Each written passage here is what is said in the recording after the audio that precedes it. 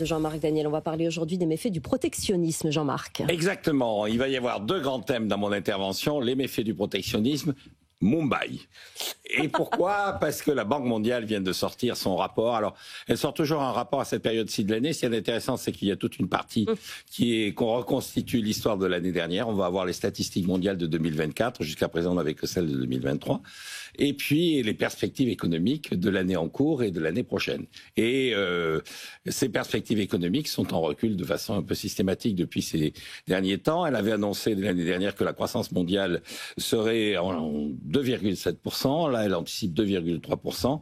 Et elle dit même que si les États-Unis vont jusqu'au bout de leur politique protectionniste, on pourrait descendre à 1,8% cette année de croissance mondiale. Je rappelle que depuis le début du siècle, il n'y a que 2 années où elle a été, l'économie mondiale a été en récession, en 2009 et puis en 2020. 2009, c'est la grande crise financière et 2020, c'est l'affaire de la Covid. Alors, ce qui est intéressant dans les projections, ce que j'ai trouvé intéressant le travail de la Banque mondiale, d'abord, elle rappelle ce que les économistes appellent le dilemme de Triffin. C'est quoi le dilemme de Triffin ? C'est le fait que le consommateur en dernier ressort, ce sont les États-Unis. C'est-à-dire que pour un certain nombre de pays, la croissance est tirée par les débouchés que représentent les États-Unis. C'est-à-dire que le déficit extérieur des États-Unis devient un élément de composante de la demande de beaucoup de pays, et donc devient une sorte de moyen de tirer la croissance de l'économie mondiale par les exportations. Et donc, si les Américains veulent réduire leurs importations, ça veut dire que les autres pays vont avoir moins de débouchés. Mais de notre côté, ce qu'a rapporté donc Triffin, c'était un économiste belge des années 60-70, il disait si les Américains sont en déficit extérieur, il arrive un moment où ils distribuent des dollars à la surface de la planète et ces dollars reviennent sous forme d'achat. Alors, dans les années 60, les Américains étaient obligés de donner de l'or. Maintenant, ils ont arrêté. Et donc, ils donnent des appartements. Ils vendent des appartements à Manhattan, de la dette publique américaine, des champs en Californie, etc., etc. Et donc, les Américains finissent par dire, on assure la croissance de l'économie mondiale et en retour, le reste du monde est en train de nous racheter et de nous piller. C'est un peu le discours de Donald Trump. Oui.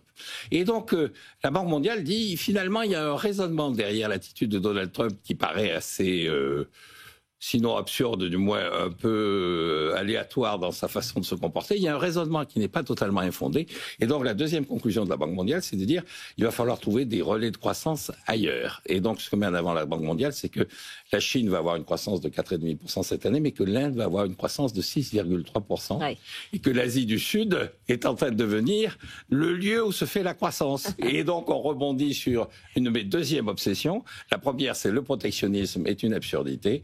Donald Trump est face à un vrai problème, c'est-à-dire son pays qui se vend, mais c'est pas par le protectionnisme qu'il résoudra le problème, c'est par davantage de travail, davantage d'innovation, davantage de productivité aux États-Unis. Et puis, le deuxième obsession, c'est la croissance mondiale se joue à Mumbai. Et donc, si vous voulez véritablement être associé à la croissance mondiale, l'enjeu, c'est pas la TVA sociale, c'est les investissements que nous allons réaliser à Mumbai.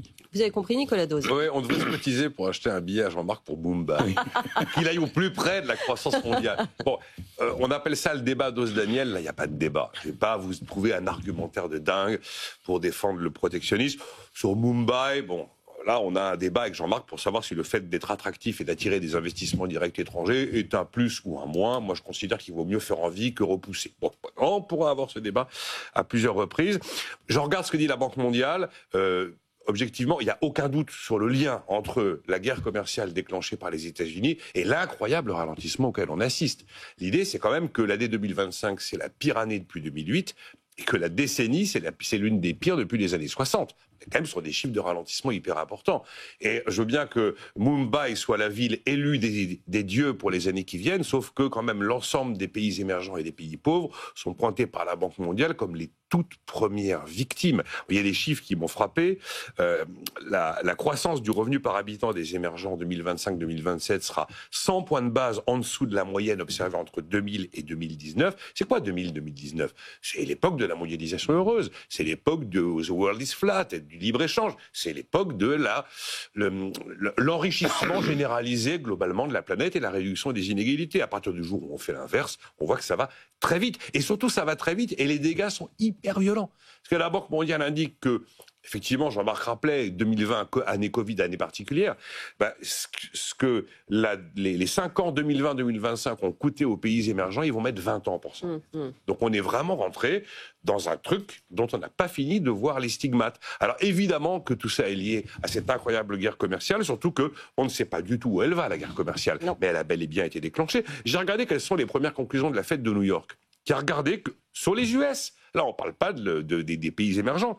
Dégradation de l'indicateur avancé du marché du travail, les prix ont commencé à monter, les investissements ont commencé à reculer, et il y a une révision à la baisse des intentions d'embauche. Vous les voyez là, les moteurs, clac, clac, clac. On attend les chiffres de l'inflation américaine. Hein, voilà, on est en train de mettre les moteurs à l'arrêt. Et la Banque mondiale nous dit pareil, ralentissement du commerce mondial, incertitude accrue, hausse des droits de douane, recul des investissements directs étrangers, égale phénomène de ralentissement généralisé. Mais c'est la violence du choc qui est quand même hyper frappante. Donc pas vraiment de débat sur le fait que le protectionnisme n'est pas la solution. Merci beaucoup, messieurs Jean-Marc Daniel, Nicolas Dose, pour cet échange du jour. Appelons ça comme ça.